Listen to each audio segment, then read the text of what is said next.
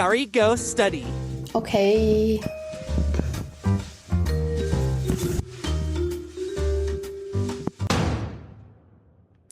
Why is everything so much more interesting when I have to study? Let's talk about this. Back in the day, I used to be a procrastinator, used to get distracted when it comes to studying. All I wanted to do was go play with my friends or play hockey, and studying was the last thing on my mind. Until I learned these few powerful techniques over the course of the years that have really transformed my relationship with studying altogether. And these techniques have really helped me. And I was just studying the other day and I realized that, damn, I wonder if other people know about this. So here I am thinking about sharing this with you, and I hope it's useful to you. Let's just dive right into them. Let's assume I'm a university student who is studying engineering. So I have to learn calculus because that's one of those forced to take classes in university. The first technique before I even open my calculus textbook is to ask myself, why? Why am I even studying this? Now, that's a very difficult question to answer, right? So let's break it down even further. So the first question to ask yourself is, how can this knowledge benefit my future? It's not just about passing the class right now. But if you think about it, me learning calculus right now as a university student will actually open a lot of doors for me, not just in university when it comes to being able to take other classes, but if I ever want to pursue a career in engineering, physics, computer science, maybe go into data science, maybe create my own AI model, I do need fundamental knowledge of calculus to be able to do all that. So if I look at it that way, learning this subject right now is actually going to help me in the future. The next question is, what real world problems can this solve? Now, this question is very useful for someone like me because I care a lot about impact. I care a lot about what I'm doing and the impact it has to the world.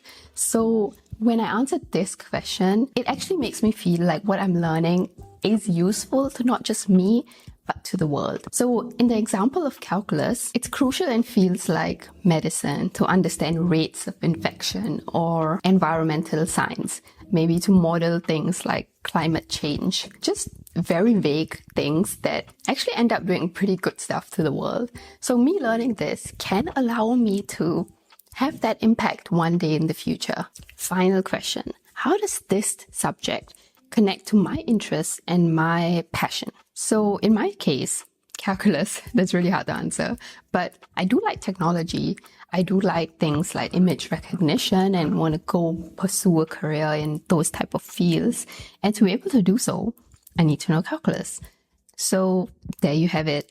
A personal connection. When I tend to find personal connection to a material, it makes me way more motivated to study it because I feel like there's a meaning behind this.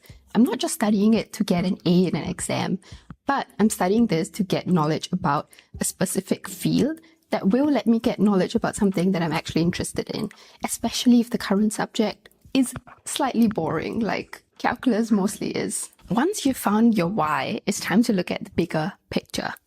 See, when I started to learn programming, I had to learn data structures and algorithms. It's a topic in programming. And in data structures, I had to learn different type of arrays. And that was so dry and boring. But everything clicked once I understood where arrays fit in the bigger picture. Think of your subject as a timeline. You have the beginning, the middle, and the end. Usually lecture notes and textbooks or any course that you take tend to show you the timeline of what you're going to learn in this course right at the start. Use this to recognize where each topic you learn fits in the bigger story. For example, in data structures course, you start with basic concepts like arrays, linked lists, and then you move on to more complex structures like trees and graphs. And then once you know those basic things, you then move on to more complex topics like algorithms. Once you understand this progression, it lets you see how different pieces of the puzzle will fit in the bigger picture. It's kind of like knowing your final destination and seeing the map of how you're going to get there. For example, if I told you to leave your house and go to the bus stop downstairs, and then I tell you to go to bus stop number 2 next to it, you will be lost because you will be like, why am I even going to that bus stop? Instead, if I tell you, okay, You're supposed to go to the Lululemon store at 2 p.m. To get there, first go to this bus stop A.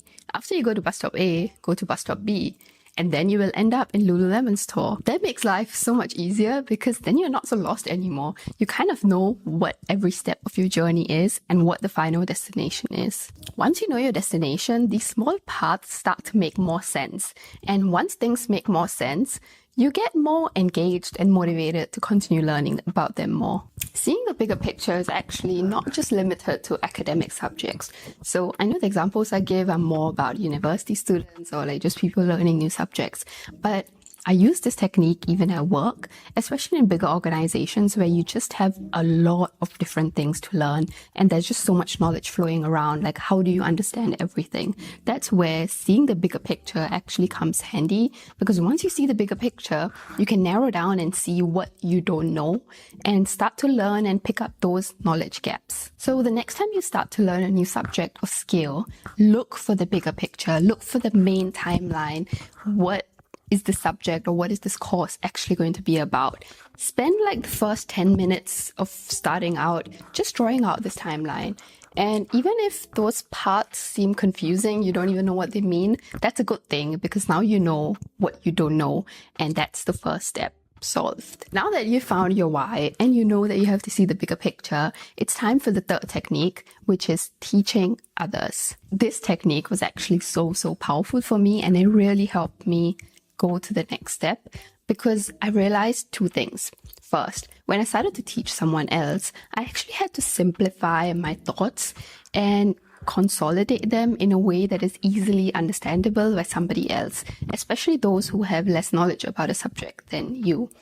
And that whole process of consolidating, simplifying things helped reinforce these concepts and ideologies in me and just made it so much easier for me to remember them in the long term. And number two, it also helped me recognize what knowledge gaps I had, because as I tried to explain something to someone else and they would ask me questions about what they didn't understand, and sometimes I wouldn't have the answer to those questions. So then I would realize that, there's still quite a bit I don't know, and that would make me go back, read up more so that I can explain it to somebody else. But it's very easy for me to sit here and say, okay, just go and teach somebody else. But the truth is, how do you actually incorporate this technique into your everyday study routine? The first way and the easiest way is to find friends and teach them. You can study with friends and explain different concepts or topics to each other and test each other. That's a great way. Or something else that really worked for me was I used to pretend like I have a QT in my room when I'm sitting alone and just try to explain concepts to this random person, or in programming what we call the rubber duck. So just try and explain something to somebody else and pretend like they have no knowledge about the topic. And as you explain, you will really start to understand that concept a lot better. Once you end up being good enough in the topic, I highly recommend becoming an actual tutor to real people around you who might not be as knowledgeable about that subject, but they want to learn more. That's another great way. You could also make videos or blog posts about certain topics that interest you or that you want to learn more about them. Something like what I'm doing right now or that I've done on this channel. Making this video actually helped me reinforce all these concepts and remember them all over again. And I also ended up learning new things while researching and trying to keep all this knowledge more comprehensible for all of you. But there you have it, some powerful strategies that really helped me improve my relationship with studying, learning, and have helping me and will continue to help me in the future as well. Hope you like it, and I will see you in the next one.